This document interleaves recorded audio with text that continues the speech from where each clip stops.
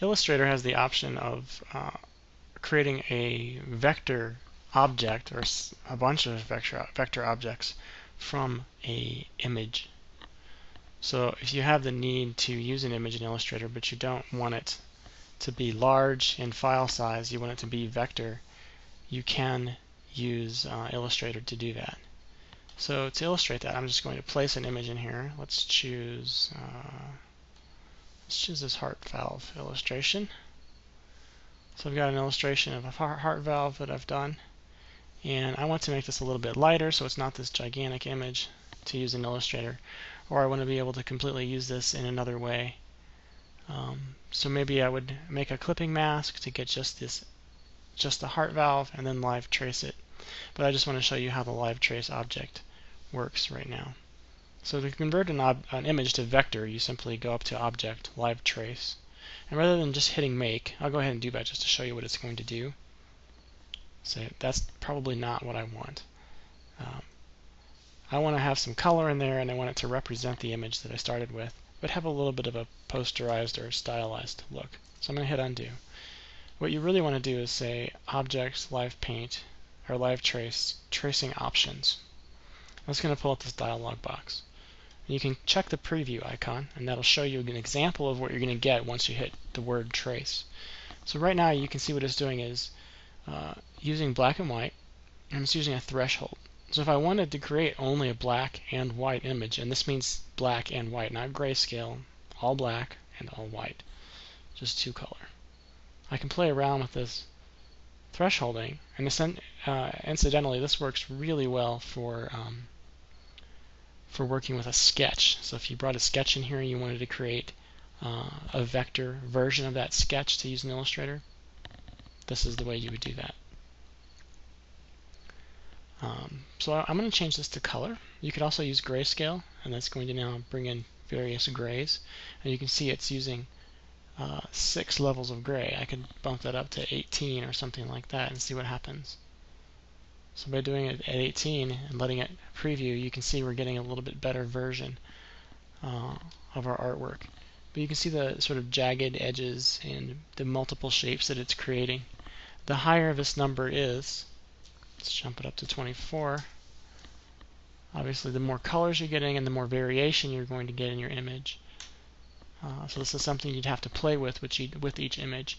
The more color you put in there, or the more levels of grayscale you put in there, the larger your file's getting and the more information you're creating, the longer it's going to take to generate this. But you can also see now I'm getting something that's pretty smooth and looks pretty nice. So that's something I might want to use. Color is actually going to give you a color version of your image. Now let's put it down to 48 with color, and you can see the sort of stylized version you're getting from the original. So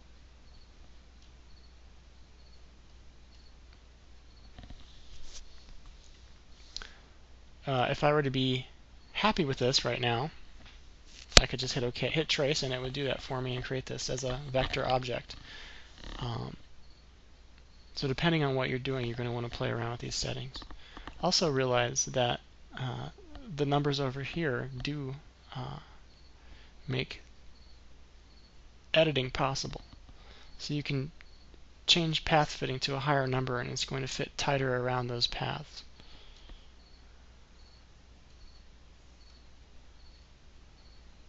This is easier to illustrate with a sketch image rather than a color image, which I may show you just in a moment after this. I'm going to go ahead and leave this the way it is. Let's say I'm happy with this. I could continue working with it, continue adding more colors. But once I am happy, I'm going to go ahead and hit trace so you can see what this is doing. So it's completed the process. Right now this is showing up as a single object, and if I hit Command Y to view outlines, I don't see anything except for that box. So if you actually want this to be individual pieces, individual vectors, you do have to go up to Object, Live Trace, and say Expand, and you can make this a live paint object, or you can expand it as a standard image object, just vector. I'm going to go ahead and just expand it as a vector object, so it's not going to be a live paint object, it'll be a standard vector object. We'll let it do its thing, And now you can see that it's sort of expanded that out so you can actually see what vectors it was creating for this image. So nothing's changed. It looks just like it did in our preview. But if I hit Command Y now, you can see all of the vectors that this has created to make this image work. And if you zoom in really closely, you start to see some of the details that are showing up. So this is a nice way to take an image and sort of get a stylized effect from that image. I'm going to go ahead and bring in a sketch. So let's see if I can find a black and white or pencil drawing sketch that I have.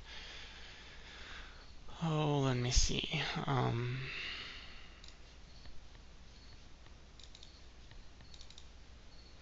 I think I did sketches for this. Yeah. Okay, so I'll bring this sketch in.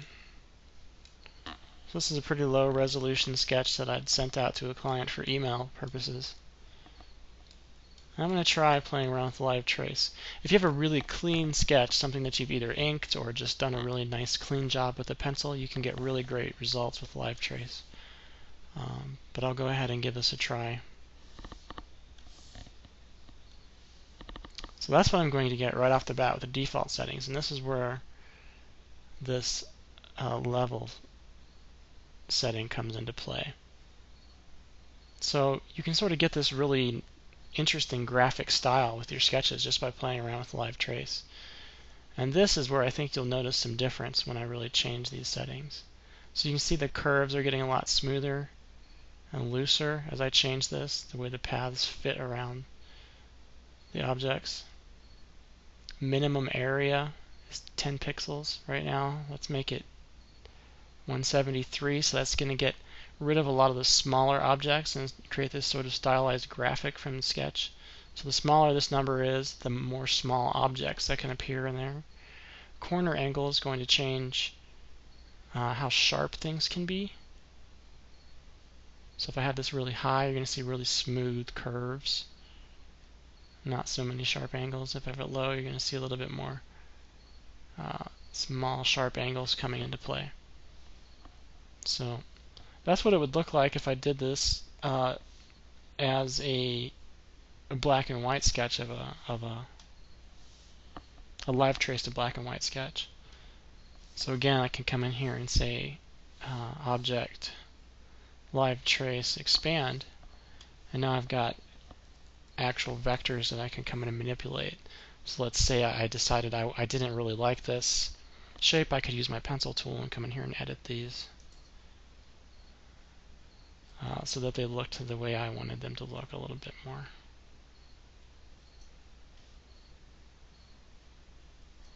Right. So it may take a little bit to understand what's really happening there.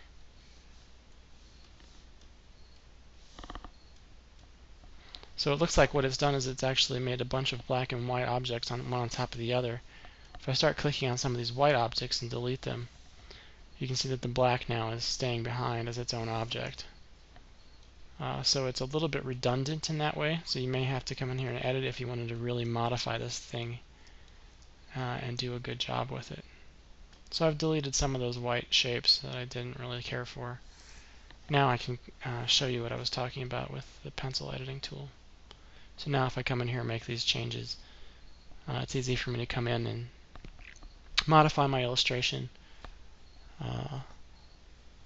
clean things up a little bit so that they're a little bit more smooth if I want to do that. So, two examples of using the live trace object or live trace tool to create vector objects from an image.